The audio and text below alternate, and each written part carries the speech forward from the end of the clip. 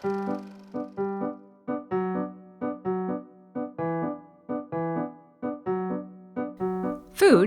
how we cook, what we make, when we eat it, and who we share it with, is one of the most recognizable and cherished aspects of culture.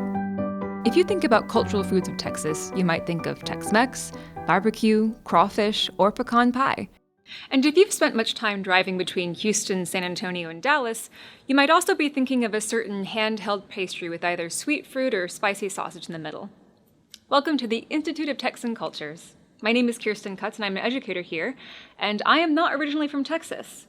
But that makes things pretty exciting because I can go anywhere and find something that I have never heard of or tried before. And by now, I've seen kolaches on billboards and in bakeries, and they even have their own festivals. But I've still never had one.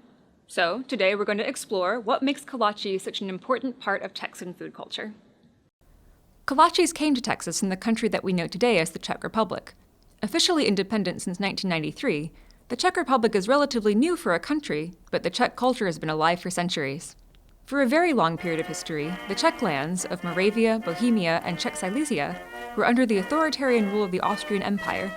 They imposed strict rules on Czech religion and language. Combined with the political and economic instability of Europe at the time, the Czechs were just one of the many European groups that came to settle in the United States. In the 1800s, Germans, Poles, Hungarians, and many others came to the U.S., looking for opportunities to better their lives. In fact, Galveston was a major immigration hub for most of the 19th century, before Ellis Island became the main location for new arrivals. Most Czech immigrants were farmers and sought out lands to farm in the United States. Many settled in the American territories in the Midwest, including what we now know as Nebraska, Wisconsin, Illinois, and Missouri. But many Czechs saw promise where they landed, in Texas. Specifically, in the fertile soil of the Blackland Prairie region between Houston, Dallas, and San Antonio. Czech communities grew in towns such as West, Fayetteville, and LaGrange. Some started their own, giving them familiar names like Rožnov, Praha, and Moravia. As generations passed, Czech Texans in these communities were tightly bound by their heritage.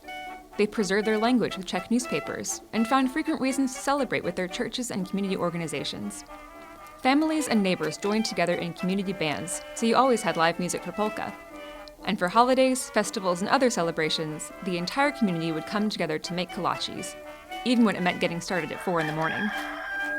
Now, kolaches weren't the kind of snack that you would buy at a market or at a bakery. You would make them at home, and you might be using a recipe that had been in your family for generations. Czech immigrants brought that knowledge with them, and Czech Texans continued to make kolaches in their new homes. Traditionally, kolaches were always sweet. So why do we see so many sausage, brisket, and barbecue kolaches? Well, that's where the Texan part of Czech Texan comes in.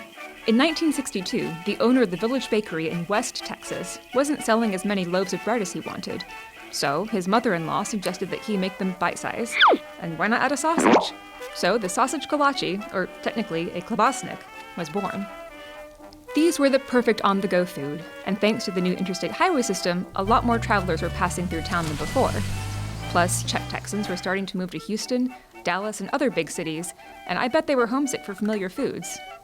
So kolaches moved outside the kitchen and onto the billboards all around the Czech belt of Texas. All right, after all that history, I am starving.